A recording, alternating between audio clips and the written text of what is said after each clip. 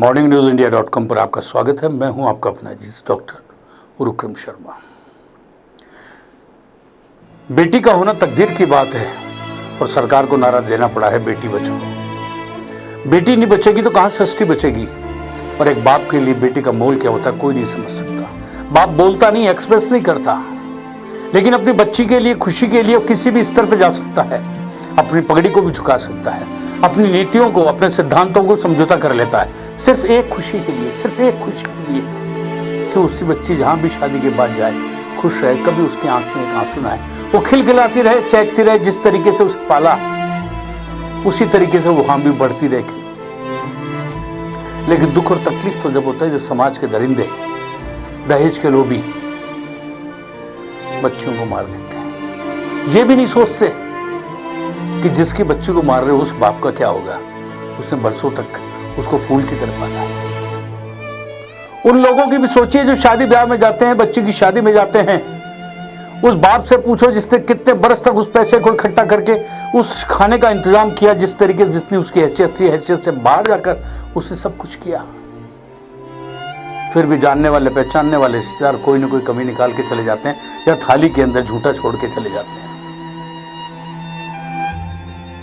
हम आपको एक आज ऐसा सच्चा किस्सा सुना रहे हैं जिससे एक गर्व भी होता है और एक तमाचा भी पड़ता है समाज की इस व्यवस्था के ऊपर। रांची के अंदर 28 अप्रैल 2022 को प्रेम गुप्ता ने अपनी बेटी साक्षी की शादी करी, वहां बिजली वितरण निगम के एक एएन सचिन के साथ। साल भर भी नहीं हुआ, उस फूल से बच्ची साक्षी को प्रताड़ना दी जाने लगी, दहेज के लिए उसके लिए तकलीफ दी जाने लगी, उस बच्ची के साथ मारापीटी की जाने लगी।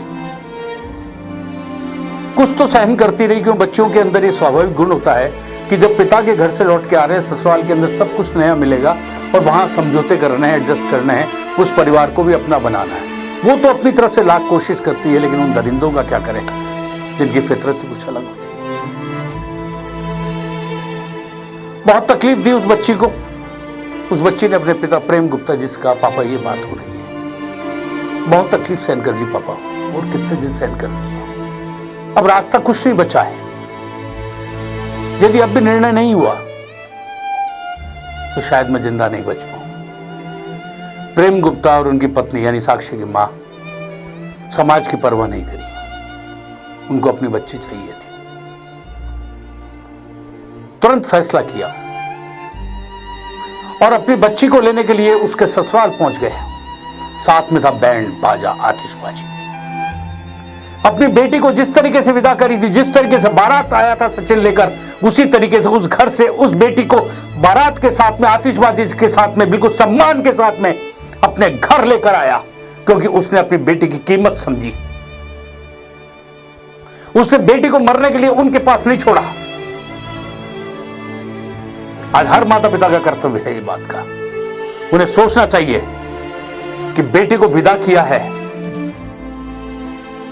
बेटी को हमेशा के लिए खोया नहीं है। वो बेटी जिसे फूल की तरह पाला है, जिसकी हल्की सी आहट पर रात को नींद खुल जाती है, उसके जरा से देर आने पे बिल्कुल घबराहट सी हो जाती है। उस बेटी को जो सम्मान दिया, वो एक मैसेज दिया पूरे समाज को कि चुप बैठने की जरूरत नहीं है, परवाह करने की जरूरत नहीं है किसी की। आपकी बेटी तकलीफ में है तो उसको जिस सम्मान के साथ भेजा, उस सम्मान के साथ अपने घर में लेके आओ। उस घर के लिए दरवाजे उस बच्ची के लिए कभी बंद नहीं हुए। मत करो उसके लिए बंद ये दरवाजे। रांची के प्रेम गुप्ता ने तो लिख दी एक नई कहानी, एक संदेश। आप भी हिम्मत करिए, ऐसी कुछ ऐसा करिए कि आपकी बच्ची हमेशा खिलती रहे, खिलखिलाती रहे, मुस्कुराती रहे। बाप बोलता नहीं, समझता सब कुछ है, एक्सप्रेस नहीं करता, लेकिन एहसास करा देता है। बस यही एक एहसास होना चाहिए इस समाज को। मॉर्निंग न्यूज़ इंडिया पर बने रहिए हमारे साथ। हम यूं ही हर बार कुछ अलग किस्से लेकर आपके पास आते रहेंगे।